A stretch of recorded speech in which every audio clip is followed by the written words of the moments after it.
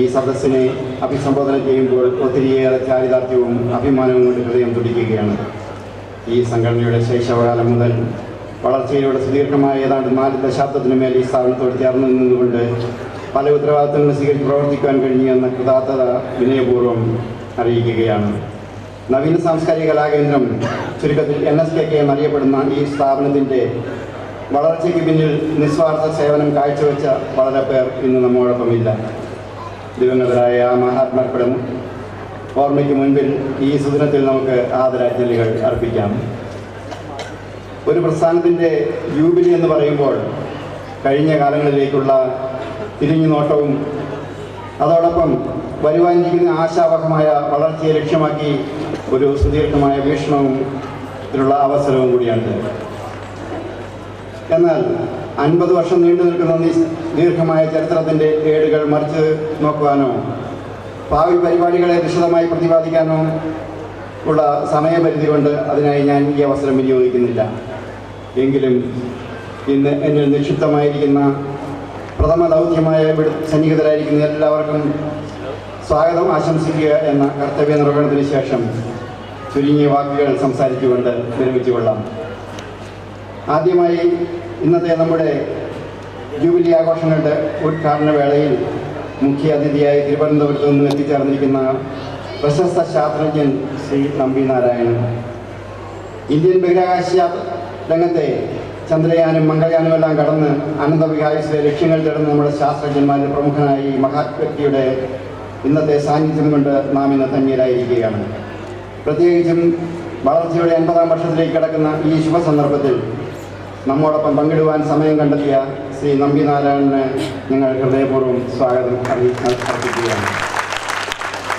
അടുത്തതായി കേരള സാഹിത്യ അക്കാദമിയുടെ പ്രസിഡന്റായ ശ്രീ വൈശാഖൻ അവർകൾ ഒരു വർഷം നീണ്ടു നിൽക്കുന്ന നമ്മുടെ സുവർണ ജൂബിലി ആഘോഷങ്ങൾക്ക് പ്രാരംഭം കുറിച്ചുകൊണ്ട് ഈ മഹത് സംരംഭത്തിൻ്റെ ഉദ്ഘാടന കർമ്മം നിർവഹിക്കുവാൻ സന്നദ്ധത പ്രകടമാക്കി നമ്മുടെ അപേക്ഷ സ്വീകരിച്ചെത്തിയ ഇദ്ദേഹം മലയാള ചെറുകഥാ രചനയുടെ സാമ്രാജ്യത്തിൽ തനതായ ഭാഷാശൈലിയിലൂടെ വ്യക്തിമുദ്ര പതിപ്പിച്ച് ഒട്ടേറെ പുരസ്കാരങ്ങൾ കരസ്ഥമാക്കിയ ഈ പ്രതിഭാസങ്ങളുടെ സാന്നിധ്യത്തിന് അദ്ദേഹത്തോടുള്ള കടപ്പാടും ആദരവും നവീന സാംസ്കാരിക കലാകേന്ദ്രത്തിൻ്റെ പേരിൽ അർപ്പിച്ചുകൊണ്ട് അദ്ദേഹത്തെ ഇന്നത്തെ ചടങ്ങുകളിലേക്ക് സ്വാഗതം ചെയ്യുകയാണ്. അടുത്തതായി ഇന്നത്തെ നമ്മുടെ മറ്റൊരു പ്രമുഖ അതിഥിയായി ശ്രീ TD രാമകൃഷ്ണൻ അവർകൾ. സദേൺ റെയിൽവേയിൽ ചീഫ് കൺട്രോളർ സ്ഥാനത്ത് നിന്നും വിരമിച്ച അദ്ദേഹം മലയാള ഭാഷാ സാഹിത്യ രംഗത്ത് ഒട്ടനവധി പുരസ്കാരങ്ങൾക്ക് അർഹനായിട്ടുണ്ട്.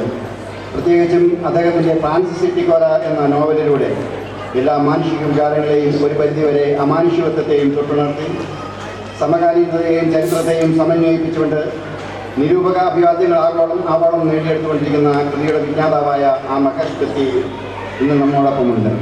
ശ്രീ രാമകൃഷ്ണൻ അവർക്ക് NSKK ഹൃദയപൂർവ്വം സ്വാഗതം ആശംസിക്കുന്നു.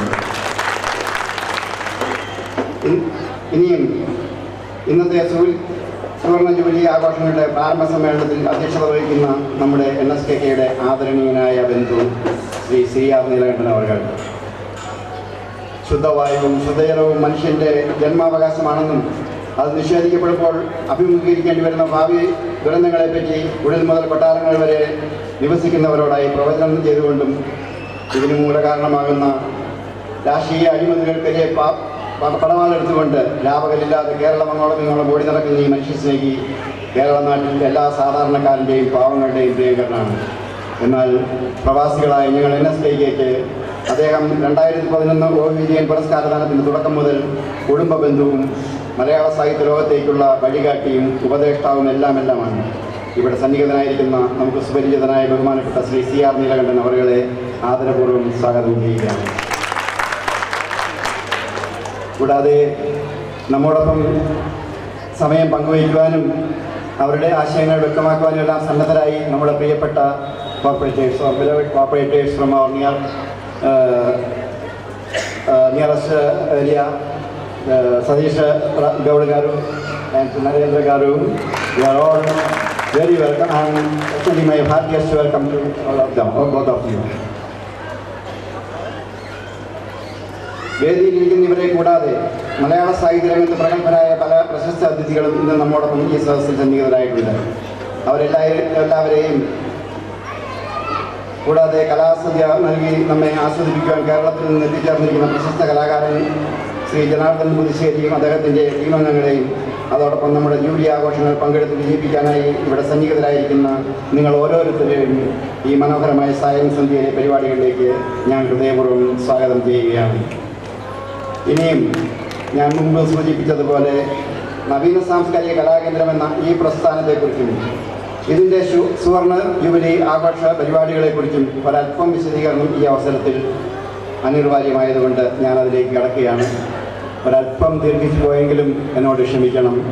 കാരണം NSKKയുടെ ത്വരിതമായ NSKKയുടെ ജീവനാണ് നമ്മൾ ഇന്നിപ്പോൾ ഇവിടെ കണ്ടുകൊണ്ടിരിക്കുന്നത്. NSKK 50 വർഷമായി ജന്മം കൊണ്ടിട്ട് അതിനെക്കുറിച്ച് ഒരല്പം പറയേണ്ട ആവശ്യകത ഉള്ളതുകൊണ്ടും അത് ഒഴിവാക്കാൻ പാടില്ലാത്തതുകൊണ്ടും ഞാൻ എൻ്റെ പ്രസംഗം ഒരല്പം നീണ്ടുപോയെങ്കിൽ ക്ഷമിക്കണം. 1960-കളിൽ കുടുംബ പ്രാരാബ്ധങ്ങളാലും ജീവനോപാധിയായും ജന്മനാടിനെയും ജന്മിതാക്കളെയും വെടിഞ്ഞ് 1000-ലേറെ മൈലുകൾ താണ്ടി നൈസാമിൻ്റെ ചേക്കരി ബാലനഗർ സന്നദ്ധ പ്രാന്തങ്ങളിലൂടെ ചെറുതും വലുതുമായ ഒട്ടേറെ കമ്പനികളിൽ വ്യത്യസ്ത തലങ്ങളിൽ ജോലി ചെയ്തിരുന്ന ഒരുപറ്റം മലയാളികളുടെ മനസ്സിൽ രൂപം കൊണ്ട ആശയം ഒഴിവു സമയങ്ങളിൽ ഒരുമിച്ച് കൂടുന്നതിനും ജന്മനാടിൻ്റെ സാംസ്കാരിക പൈതൃകങ്ങളെയും ആഘോഷങ്ങളെയും പറ്റി ഓർമ്മയിലൂടെയെങ്കിലും അയവെക്കാനും വല്ലപ്പോഴും 2 മലയാള അക്ഷരങ്ങൾ വായിക്കാനും യോഗ്യമാകുന്ന ഒരു കൊച്ചു ലൈബ്രറി ആരംഭിക്കുന്നതിനും ഇതിനായി ഒരു വാടകമുറി എങ്ങനെ സാധ്യമാക്കാമെന്ന് ആലോചിച്ചു. ഈ സ്വപ്ന യാഥാർത്ഥ്യങ്ങൾ ലക്ഷ്യമാക്കി 1967 ഒക്ടോബർ 29-ാം തീയതി ഫത്തേനഗറിലെ കൃഷ്ണ ടെൻ്റ് ഹൗസിൻ്റെ ടെറസിൽ 40ഓളം പേർ പങ്കെടുത്തു. ഒരു അനൗപചാരിക യോഗം ചേർന്ന ഈ യോഗത്തിൽ ഒരു സംഘടനയ്ക്ക് രൂപം നൽകുന്നതിനും അതിന് അനുചിതമായ ഒരു പേര് കണ്ടുപിടിക്കുന്നതിനും കൂടുതൽ ആളുകളെ സംഘടിപ്പിച്ചുകൊണ്ട് താമസിയാതെ ഒരു പൊതുയോഗം ചേരുന്നതിന് തീരുമാനിച്ചു. തുടർന്ന് 1967 നവംബർ 19-ാം തീയതി സജീവ നഗറിന് സമീപമുള്ള വെൽക്കം ബെഡിൽ ഒരു ടെൻറ്റിട്ട് 61 അംഗങ്ങൾ പങ്കെടുത്ത് ഒരു ഔപചാരിക പൊതുയോഗം ചേർന്നു. നവീന സാംസ്കാരിക കലാകേന്ദ്രമെന്ന നാമകരണം നൽകിയ ഈ NSKKയ്ക്ക് ബീജഭാവം നൽകിയ ആദ്യത്തെ പൊതുയോഗമായിരുന്നു അത്. അന്നത്തെ പൊതുയോഗത്തിൽ അംഗസംഖ്യയായി 1 രൂപ വീതം തിരിച്ചു കിട്ടിയ 43 രൂപയായിരുന്നു കേന്ദ്രത്തിൻ്റെ മൂലധനം. 1968-ൽ തന്നെ അതിൽ നിന്നും സംഭാവനയായി ലഭിച്ച കുറേ പഴയ പുസ്തകങ്ങളും പുതിയതായി വാങ്ങിയ പുസ്തകങ്ങളും അടക്കം 200ഓളം മലയാള പുസ്തകങ്ങളുടെ സമാഹാരത്തോടെ NSKK അമീർപേട്ടിലെ ഒരു വീട്ടുമുറിയിൽ ലൈബ്രറി ആരംഭിച്ചുവെങ്കിലും അധിക നാൾ അവിടെ തുടരാൻ കഴിയാഞ്ഞതിനാൽ ആ വർഷം തന്നെ ഫത്തേനഗറിലെ വൈറ്റ് ഹൗസ് ഹോട്ടലിന് മുകളിലൂടെ ഒരു ചെറിയ മുറി വാടകയ്ക്കെടുത്ത് കേന്ദ്രത്തിൻ്റെ ഓഫീസും ലൈബ്രറിയും പ്രവർത്തനം ആരംഭിച്ചു. 1 രൂപ അംഗത്വ ഫീസും 50 പൈസ ലൈബ്രറി സബ്സ്ക്രിപ്ഷനുമായി നിശ്ചയിച്ചിരുന്നു. 1968-ൽ കേന്ദ്രത്തിൻ്റെ ശക്തമായ ഒരു നിയമവാദി രൂപം നൽകി. സാംസ്കാരിക സാമൂഹിക രംഗങ്ങളിൽ തനതായ ലക്ഷ്യപ്രാപ്തികൾ കൈവരിക്കേണ്ടതിനാവശ്യമായ നിസ്വാർത്ഥവും കക്ഷിരഹിതവും മതേതരത്വ സമന്വയങ്ങളും ഉൾപ്പെടുന്ന തത്വസംഹിതകളുടെ സമാഹാരമായി ഭരണഘടനയായിരുന്നു കേന്ദ്രത്തിൻ്റേത്. കേന്ദ്രം വളർച്ചയിലൂടെ 67 മുതൽ 77 വരെ നീണ്ട 10 വർഷം NSKKയുടെ യാത്ര അത്ര അനായാസമായിരുന്നില്ല. ഇടയ്ക്കിടെ കുളിർക്കാറ്റിൻ്റെ തലോടൽ ആശ്രയിച്ചിരുന്നെങ്കിലും കേവലം വാടകയ്ക്ക് പോലും നിവൃത്തിയില്ലാത്ത സാമ്പത്തിക ക്ലേശം എന്ന കൊടുങ്കാറ്റിലും പേമാരിയിലും പെട്ട് 1974 നിരാലംബയായ ഒരു അലമാരിയും കുറച്ച് പുസ്തകങ്ങളും ഒരു ഡെസ്കും ബെഞ്ചുമായി പെരുവഴിയിലേക്ക് ഇറങ്ങേണ്ടി വന്നു. എങ്കിലും ആ വർഷാവസാനത്തോടെ ത്യാഗനിർഭരരായ കുറേ ചെറുപ്പക്കാർ വിഭിന്ന സ്ഥാനങ്ങൾ ഏറ്റെടുത്തുകൊണ്ട് ഒരു 11-അംഗ കമ്മിറ്റി രൂപീകരിക്കുകയും വരുന്ന ആളുകളെ നേരിടാൻ കച്ചമുറുക്കി രണഭൂമിയിലിറങ്ങി. നിശ്ചയദാർഢ്യം മാത്രം കൈമുതലായിരുന്ന അവർ ഒത്തൊരുമയോടെ തങ്ങളുടെ പദവികൾ നോക്കാതെ കാൽനടയായും സൈക്കിൾ ചോട്ടിയും ലൈബ്രറി ബുക്കുകൾ വീടുകളിൽ എത്തിച്ചു കൊടുക്കുന്നതിനും പരിസംഘി കമ്മിറ്റി ഫണ്ട് ശേഖരൻ്റെ ചെയർമാൻ സ്ഥാനം സ്വീകരിച്ചുകൊണ്ട് ഈ പ്രസ്ഥാനത്തിലേക്ക് കടന്നുവന്ന് ധീരസാരഥിയായി 1992 അന്ത്യത്തിൽ തൻ്റെ മരണം വരെ 14 വർഷം കേന്ദ്രത്തെ നയിച്ച PV പൗത്രൻ എന്ന ആ വരുമാനം കേന്ദ്രത്തിൻ്റെ പടിപടിയായ വളർച്ചയ്ക്ക് സഹായകമായിരുന്നു. 1996-ൽ ദുണ്ടിക്കലിന് സമീപമുള്ള ഗാഗിലാപൂരിൽ 10 ഏക്കറിന് മേൽ തരുന്ന സ്ഥലം രജിസ്റ്റർ ചെയ്ത് വാങ്ങുവാൻ കേന്ദ്രത്തിന് കഴിയും. ഇന്ന് ആ സ്ഥലത്ത് 900-ന് മേൽ കുട്ടികൾ പഠിക്കുന്ന ഒരു ഹൈസ്കൂളും ഒരു ജോലി സ്ഥാപനങ്ങൾ ആ പ്രദേശത്ത് പ്രകടമാണ്. കേന്ദ്രം സാംസ്കാരിക സാഹിത്യ മേഖലകളിലൂടെ 1971-ൽ മലയാളികളുടെ പ്രിയങ്കരനായ ഗാനഗന്ധർവൻ യേശുദാസിൻ്റെ ഗാനമേള ഹൈദരാബാദിൽ ആദ്യമായി NSKK രവീന്ദ്രഭാരതി മറ്റും അറിവ് നൽകുന്ന ഒരു ശോഭനയെ പ്രകാശനം ചെയ്യുക, വിവിധ കലാപരിപാടികളുടെയും മത്സരങ്ങൾ സംഘടിപ്പിച്ചുകൊണ്ട് വിജയികളുടെ പ്രോഗ്രാമുകൾ ജൂബിലി സമാപനത്തോടനുബന്ധിച്ച് പ്രദർശിപ്പിക്കുക, കേന്ദ്ര സ്ഥാപനങ്ങളിലെ പൂർവ്വ വിദ്യാർത്ഥികളുടേതായ പ്രോഗ്രാമുകൾ നടത്തുകയും അവർ വഴി ലഭ്യമാകാവുന്ന സംഭാവനകൾ പാവപ്പെട്ടവരും അനാഥരുമായ വിദ്യാർത്ഥികളുടെ സഹായത്തിന് ഉപയോഗിക്കുക. ഹൈദരാബാദിലും വെളിയിലും അധിവസിക്കുന്ന വേട്ടന്മാരെ സമാപന ചടങ്ങുകളോടനുബന്ധിച്ച് ക്ഷണിച്ചു വരുത്തി ആദരിക്കുക. കേന്ദ്ര സ്ഥാപനങ്ങളിലെ വിദ്യാർത്ഥികൾക്കും അധ്യാപകർക്കും സുവർണ ജൂബിലി അനുസ്മരണാർത്ഥം പാരിതോഷികങ്ങൾ നൽകുക തുടങ്ങിയ വിശാലമായ പദ്ധതികൾ ഈ ജൂബിലി ആഘോഷത്തിൻ്റെ ഭാഗമായി നടത്തുന്നതിനുള്ള പ്രാരംഭ നടപടികൾ ആരംഭിച്ചു കഴിഞ്ഞിട്ടുണ്ട്. അടുത്ത ഒരു വർഷത്തെ ഇടക്കാല പ്രോഗ്രാമുകൾക്ക് പുറമെ 2017 നവംബറിൽ OV വിജയൻ സാഹിത്യ പുരസ്കാര ചടങ്ങുകളോടൊപ്പം ചുരുങ്ങിയത് 2 ദിവസത്തെ വിപുലമായ കലാപരിപാടികളോടെ സമാപിക്കുന്ന എല്ലാ ആഘോഷങ്ങളിലേക്കും നവീന സാംസ്കാരിക കലാകേന്ദ്രത്തിൻ്റെ പേരിൽ ഒരിക്കൽ കൂടി എല്ലാവർക്കും സ്വാഗതം ആശംസിച്ചുകൊണ്ട് നിർത്തട്ടെ. Thank you. നന്ദി, നമസ്കാരം. മലയാളത്തിൻ്റെ പ്രിയങ്കരനായ എഴുത്തുകാരൻ വൈശാഖ മാഷ്, നമുക്കൊക്കെ സുപരിചിതനായ ശാസ്ത്രജ്ഞനും ഇന്നത്തെ വിശിഷ്ടാതിഥിയുമായ ഡോക്ടർ നമ്പി നാരായണൻ സർ, എൻ്റെ പ്രിയ സുഹൃത്തും മലയാളത്തിലെ വളരെ വിപ്ലവകരമായ എഴുത്തിൻ്റെ തന്നെ ഉടമയുമായ TD രാമകൃഷ്ണൻ, ഇവിടെ സ്വാഗതം ആശംസിച്ച ശ്രീ NM തോമസ്, വിശിഷ്ട അതിഥികളായി ഇവിടെ എത്തിയിട്ടുള്ള ശ്രീ സതീഷ് കാരു, നരേന്ദ്ര കാരു, ജനപ്രതിനിധികളെ, സദസ്സിൽ തന്നെ ഇരിക്കുന്ന വളരെ പ്രമുഖരായ സാഹിത്യ രംഗത്തെ പ്രതിഭകൾ, NSKKയുടെ നല്ലവരായ സുഹൃത്തുക്കളെ, മറ്റ് സഹോദരി സഹോദരന്മാർ, വളരെ സന്തോഷത്തോടു കൂടിയാണ് ഈ ഒരു ചടങ്ങിൽ ഞാൻ പങ്കെടുക്കുന്നത്. വളരെ ആകസ്മികമായി കുറച്ചു കാലം ഹൈദരാബാദിൽ ജീവിക്കേണ്ടി വന്ന, അതും സത്യത്തിൽ വളരെ സന്തോഷത്തോടു കൂടിയൊന്നുമല്ല ഞാൻ ഹൈദരാബാദിലേക്ക് വന്നത്. പക്ഷെ ഹൈദരാബാദിൽ വന്നതിന് ഇന്നെനിക്ക് ജീവിതത്തിലുള്ള ഏക ഓർമ്മക്കുറിപ്പ് NSKK മാത്രമാണ് എന്ന് പറയാൻ എനിക്ക് സന്തോഷമുണ്ട്. ഒരു സംശയവുമില്ല. എൻ്റെ ഹൈദരാബാദ് ജീവിതകാലത്ത് എനിക്ക് ചെയ്യാൻ കഴിഞ്ഞ ഏക കാര്യവും NSKKയുമായി ഉള്ള അടുപ്പമാണ്. അത് എൻ്റെ ജീവിതത്തെ വളരെ സമ്പന്നമാക്കിയിട്ടുണ്ട് എന്ന് ആദ്യമേ പറയട്ടെ. പല കാരണങ്ങൾ കൊണ്ട് NSKK മറുനാടൻ മലയാളി സംഘങ്ങളിൽ നിന്ന് വ്യത്യസ്തമാണ്. ഞാൻ പ്രവാസിയായി ഇന്ത്യയുടെയും ലോകത്തിൻ്റെയും പല ഭാഗത്ത് കുറേ കാലം ജീവിച്ചിട്ടുള്ള ആളാണ്. കുറച്ചു കാലം ബോംബെയിൽ ജീവിച്ചിട്ടുണ്ട്, ഗൾഫിലെ പല രാജ്യങ്ങളിലുണ്ട്, യൂറോപ്പിലുണ്ട്. അവിടെയൊക്കെ ജീവിക്കുന്നതിന് വ്യത്യസ്തമായി അവിടെയൊക്കെ ചെറിയ മലയാളി അസോസിയേഷനുമായിട്ട് ചിലപ്പോഴൊക്കെ ബന്ധപ്പെട്ടിട്ടുണ്ട്. പക്ഷെ അതിൽ നിന്നൊക്കെ വ്യത്യസ്തമായി NSKKക്ക് ഞാൻ കണ്ട ഒരു പ്രത്യേകത, ഇത് വളരെ സാധാരണ മനുഷ്യരിൽ ഭൂമിയിൽ നിന്നുകൊണ്ട് അവരുടെ ഇച്ഛകളെയും അഭിലാഷങ്ങളെയും പ്രകടിപ്പിക്കുന്ന വളരെ ഉറച്ച അടിത്തറയുള്ള ഒരു സംഘടനയാണ് എന്നതാണ്. അതുകൊണ്ട് തന്നെയാണ് 50 കൊല്ലമായി ഈ സംഘടനയിൽ പിളർപ്പില്ലാത്തത്, ഗ്രൂപ്പില്ലാത്തത്. അത് കേരളത്തിൽ ഈ കഴിഞ്ഞ 50 കൊല്ലത്തിനിടയിൽ ഏതെങ്കിലും സംഘടന കേരളത്തിനകത്ത് പോലും അങ്ങനെയല്ലാതെ പിളരാതെ നിന്നിട്ടില്ല എന്നത് ഇവിടെ നിങ്ങളുടെ ഈ ഒത്തൊരുമ തീർച്ചയായും ഒരു ലക്ഷ്യത്തിന് വേണ്ടിയുള്ള ഒത്തൊരുമ കേരളത്തിനാകെ മാതൃകയാണ്. കാരണം ഇങ്ങനെയും മനുഷ്യർക്ക്, നല്ല മനുഷ്യർക്ക് ഒന്നു ചേർന്ന് പ്രവർത്തിക്കാം എന്നതിന് അതിവിടെ വായിച്ചു, ഒരുപാട് കാര്യങ്ങൾ വായിച്ചു. ഞാൻ അതിൽ കിടക്കുന്നില്ല. എനിക്ക് 2010 മുതലാണ് NSKKയുമായി പരിചയമുള്ളത്. എൻ്റെ സുഹൃത്ത് വിപിനടക്കമുള്ള സുഹൃത്തുക്കളുമായുള്ള ബന്ധത്തിലൂടെ ഇവിടെയുള്ള എല്ലാവരും, ഇതിൻ്റെ സംഘാടകരും സുഹൃത്തുക്കളും ഒക്കെ എൻ്റെ സുഹൃത്തുക്കളായി.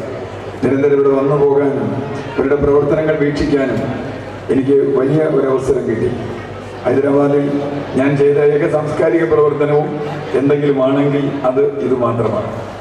അങ്ങനെയുള്ള ഘട്ടത്തിൽ അവിടെ ഇരിക്കുമ്പോഴാണ് എനിക്ക്, ഞാൻ നേരത്തെ പറഞ്ഞതുപോലെ, വളരെ സന്തോഷകരമായ ഒരവസരമായിരുന്നു OV വിജയൻ്റെ പേരിൽ ഒരു അവാർഡ് നടത്താൻ ആലോചിക്കുന്നു, അതുമായി സഹകരിക്കണം എന്ന ക്ഷണം എന്നെ സംബന്ധിച്ചിടത്തോളം എനിക്ക് കിട്ടിയ വലിയ ഒരു അനുഗ്രഹമാണ്. കാരണം OV വിജയൻ എൻ്റെ ജീവിതത്തെ വളരെയധികം സ്വാധീനിച്ചിട്ടുള്ള, എന്നെ വല്ലാതെ ഉത്തേജിപ്പിച്ചിട്ടുള്ള, ചിലപ്പോൾ സങ്കടപ്പെടുത്തിയിട്ടുള്ള, ചിലപ്പോൾ ആശങ്കാകുലനാക്കിയിട്ടുള്ള ഒരാളാണ്. എൻ്റെ ചെറുപ്പകാലത്ത് വലിയ ആവേശത്തോടെ ഉറച്ച രാഷ്ട്രീയ ബോധത്തോടെ എന്നൊക്കെ ഞാൻ വിശ്വസിച്ച് ഞാൻ രംഗത്ത് വരുമ്പോൾ എൻ്റെ ചിന്തകളിൽ എവിടെയൊക്കെയോ ചില പ്രശ്നങ്ങൾ ഉണ്ടല്ലോ എന്ന് എന്നെ ഇടയ്ക്കൊക്കെ ഓർമ്മിപ്പിച്ച ഒരു എഴുത്തുകാരനാണ് വിജയൻ. അപ്പോൾ വിജയൻ്റെ പേരിൽ ഒരു അവാർഡ് കേരളത്തിൽ നമുക്കറിയാം, പാലക്കാട് ജില്ലയിലെ തസ്രാക്കിൽ ലേഡിയും ഒക്കെ വൈശാഖമാഷൊക്കെ നാട്ടുകാരാണ്. അത് അവരതിനെ കുറിച്ച് പറയും. തസ്രാക്കിൽ അവിടെ ഉണ്ടായ ഖസാക്കിൻ്റെ ഇതിഹാസത്തിൻ്റെ ഉണ്ടാക്കിയ ഒരു ഗ്രാമം ഒഴിച്ചാൽ ഒ വി വിജയനെ മലയാളം എത്രത്തോളം ഓർക്കുന്നുണ്ട് എന്ന് എനിക്കറിയില്ല. പക്ഷേ വിജയൻ്റെ പുസ്തകങ്ങൾ ഇന്നും ചെറുപ്പക്കാരടക്കം പുതിയ പുതിയ പതിപ്പുകൾ നിരന്തരം വായിച്ചു കൊണ്ടിരിക്കുന്നു. കാരണം അത് വിജയൻ്റെ ഒരു പുസ്തകത്തിൻ്റെ പേര് തന്നെയാണ് പ്രവാചകന്റെ വഴി എന്ന്. യഥാർത്ഥത്തിൽ മലയാളത്തിൽ കേരളത്തിൻ്റെ ഒരു പ്രവാചക തുല്യനായ എഴുത്തുകാരനായിരുന്നു വിജയൻ എന്ന് തന്നെയാണ് കാര്യം. നമുക്ക് ഒരുപക്ഷെ എനിക്ക് മറ്റു പലരും കണ്ടിരിക്കുക, എൻ്റെ ചെറുപ്പകാലത്ത് എനിക്ക് കാണാൻ കഴിയാത്ത ജീവിതത്തിൻ്റെ മറ്റു വഴികളെക്കുറിച്ച് ഒരു കൂടുതൽ വായനയിലൂടെ, ലോകത്തിൽ അറിവിലൂടെ വിജയൻ പറഞ്ഞതല്ലേ ശരി എന്ന തോന്നലിലേക്ക് എന്നെ തന്നെ കറക്റ്റ് ചെയ്യുന്ന സെൽഫ് കറക്ഷൻ എന്ന് പറയുന്ന തിരുത്തലുകൾക്ക് വഴിവെച്ച എഴുത്തുകാരൻ എന്ന നിലയിൽ അതിനേക്കാളുപരി ഞാൻ കോളേജ് വിദ്യാർത്ഥിയായിരുന്ന കാലത്ത് വളരെ അടുത്ത സുഹൃത്തായി പ്രവർത്തിച്ചിട്ടുള്ള ഒരു വിജയൻ ഉണ്ട്. ക്രൈസ്റ്റ് കോളേജിൽ ഞാൻ വിദ്യാർത്ഥിയായിരുന്ന കാലത്ത് അന്ന് സച്ചിദാനന്ദൻ മാഷ് അവിടുത്തെ എൻ്റെ ടീച്ചറാണ്. KG ശങ്കരപ്പിള്ളയും B രാജീവനും അടക്കമുള്ള ആളുകൾ, കടമ്മനിട്ടയും ബാലചന്ദ്രനും ഒക്കെ ഞങ്ങളുടെ കോളേജിൽ സ്ഥിരം സന്ദർശകരാണ്. അതിൻ്റെ കൂടെ വിജയനും വന്നിരുന്നു, കോവിലൻ, എല്ലാവരും ഒരുപാട് പേർ അങ്ങനെ വന്നിട്ടുണ്ട്. ആ കോളേജിൽ ഞങ്ങളുടെ സുഹൃത്തുക്കളായി വന്നിട്ടുണ്ട്. ഇത് 73 കാര്യമാണ് ഞാൻ, 1973. അന്ന് എനിക്കിപ്പോഴും ഓർമ്മയുള്ളത് വിജയൻ 2 കഥകൾ ത്രെഡിനെ കുറിച്ച് അവിടെ വെച്ച് ഞങ്ങളോട് സംസാരിച്ചു. കുട്ടികൾ വിജയൻ്റെ സംസാരം നിങ്ങൾക്കും അറിയാമായിരിക്കും. അങ്ങനെ മുറിഞ്ഞൊക്കെയാണ് പറയുക, ഒരു വാചകമൊന്നും പൂർത്തിയാക്കിക്കൊണ്ടല്ല വിജയൻ ചിലപ്പോൾ പറയുക. അപ്പോൾ വിജയൻ ഇങ്ങനെ പറഞ്ഞിട്ട് 2 കഥകൾ ഇന്നും എനിക്ക് ഓർമ്മയുണ്ട്. ആ കഥ എഴുതി പ്രസിദ്ധീകരിച്ചിട്ടില്ല, എൻ്റെ മനസ്സിലുള്ള 2 കഥകൾ എന്ന് പറഞ്ഞിട്ട്, ഒന്ന് എൻ്റെ കോളേജിൽ സ്ഥിതി ചെയ്യുന്ന ഇരിങ്ങാലക്കുടയെ കുറിച്ച്. ഇരിങ്ങാലക്കുട എന്ന വളരെ പ്രസിദ്ധമായ ഒരു കഥയുണ്ട് വിജയൻ, വളരെ നല്ല ഒരു കഥയാണ്. എൻ്റെ നാടിനെ കുറിച്ച് ആയതുകൊണ്ടല്ല, വളരെ പ്രത്യേകമായൊരു കഥയാണ്. ഒരുപക്ഷെ മലയാളത്തിലെ ഏറ്റവും നല്ല ഹാസ്യ സാഹിത്യ ചെറുകഥകളിൽ ഒന്ന് എന്ന് വേണമെങ്കിൽ അതിനെ പറയാം. വലിയ മാനങ്ങളുള്ള ഒരു കഥയാണ്. കാരണം നമ്മുടെ യാത്രാ വിവരണങ്ങളുടെ ഗതാനുഗതികത്വത്തെ പറ്റിയൊക്കെ വളരെ നന്നായി തുറന്നു കാട്ടുന്ന ആളുകൾ ഒരു കഥയാണ്. മറ്റൊന്ന് ഒരമ്മയും 6 മക്കളും. ഇത് രണ്ടും അദ്ദേഹം അന്ന് പറഞ്ഞ കഥകളുടെ ത്രെഡുകളാണ്. ഒരമ്മയ്ക്ക് 6 മക്കളുണ്ടായിരുന്നു എന്ന് പറയുന്ന വിജയന്റെ വളരെ പ്രസിദ്ധമായ ആഗോള രാഷ്ട്രീയം കൂടി കൈകാര്യം ചെയ്യുന്ന ഒരു കഥയാണ്. അതുപോലെ അതുകൊണ്ട് തന്നെ എനിക്ക് സംബന്ധിച്ചിടത്തോളം ഒരു ചെറിയ കുട്ടി എന്ന നിലയ്ക്ക് ഒരു 16 വയസ്സുകാരനിൽ നിന്ന് ഇത്രയും കാലം വിജയനെ എൻ്റെ മനസ്സിലൊരു വിജയനുണ്ട്. പിന്നെ ഡൽഹിയിൽ ചെല്ലുമ്പോൾ UNA ക്യാൻറ്റീനിൽ നിന്ന് 2 കണ്ണടയൊക്കെ ഇട്ട് നിൽക്കുന്ന ഒരു വിജയനെ ഞാൻ ഓർക്കാറുണ്ട്. അദ്ദേഹം എപ്പോഴും 2 കണ്ണട ഇങ്ങനെ, അതാണ് എൻ്റെ ഒരു ഓർമ്മ വിജയൻ. അന്ന് ഇന്ത്യയിൽ തന്നെ ഏറ്റവും പ്രസിദ്ധമായ കാർട്ടൂണിസ്റ്റായ ഒരു വിജയൻ. അതിനുശേഷം അടിയന്തരാവസ്ഥക്കെതിരായി ധർമ്മപുരാണം, അതൊക്കെ നമ്മളെ ത്രസിപ്പിച്ച ഒരു നോവൽ ധർമ്മപുരാണം. അതിനുശേഷം പിന്നെ മധുരം കായിക ഓരോ നോവലുകളും അങ്ങനെ പടർന്നുണ്ട്. അപ്പോൾ എന്നെ സംബന്ധിച്ചിടത്തോളം ആ വിജയനെ ഒരു സ്മാരകം കേരളത്തിൽ, അല്ലെങ്കിൽ അദ്ദേഹത്തെ ഓർക്കുന്ന ആളുകൾ ഇത്തരം ഔപചാരികമായി ഒരു അവാർഡ് കൊടുക്കുന്ന ഒരാളുടെ വലിയ കേമമാണോ എന്ന് ചോദിച്ചാൽ അങ്ങനെയല്ല. പക്ഷേ വിജയനെ നന്ദിപൂർവ്വം ഓർക്കുന്ന ഒരു ജനത കേരളത്തിലില്ലെങ്കിലും ഹൈദരാബാദിലുണ്ട് എന്നറിഞ്ഞത് എനിക്ക് അന്ന് തന്നെ വളരെ സന്തോഷമായി. അതിനുവേണ്ടി എന്ത് ചെയ്യാനും തയ്യാറാണ് എന്ന് ഞാൻ ഇവിടെയുള്ള എല്ലാവരോടും എന്നെക്കൊണ്ട് എന്ത് ചെയ്യാമോ അത് മുഴുവൻ ഞാൻ ചെയ്തിരിക്കും. കാരണം അത് വിജയനോടുള്ള എൻ്റെ കടപ്പാടാണ്. ഇവിടെ ഇത്രയും കാലം ജീവിച്ച അതിൽ സഹകരിക്കാൻ കഴിഞ്ഞു എന്നത് വളരെ പ്രധാനപ്പെട്ട ഒരു കാര്യം.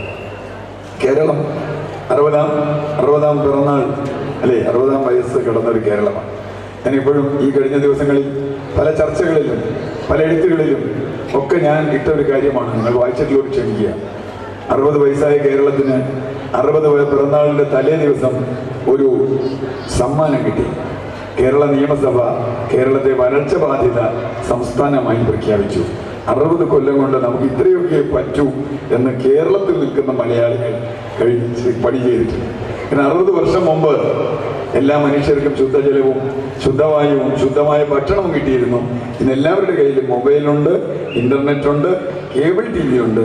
പക്ഷേ ശുദ്ധജലം കുപ്പിയിലാക്കി ഹൈദരാബാദിൽ മാത്രമല്ല തിരുവാതിര ഞാറ്റുവേലയിൽ പെരിയാറിൻ്റെയും നിളാനദിയുടെയും ഒക്കെ തീരത്ത് കുട പിടിച്ചു പോയി കുപ്പിയിൽ വെള്ളം വാങ്ങി കുടിക്കുന്ന മലയാളിയെ നമുക്ക് കാണാൻ കഴിയും. അവിടെ കേരളം ഗോഡ് സോൺ കൺട്രിയാണോ ഡോഗ് സോൺ കൺട്രിയാണോ? ബഹുമാന്യരെ, പ്രിയപ്പെട്ടവരെ,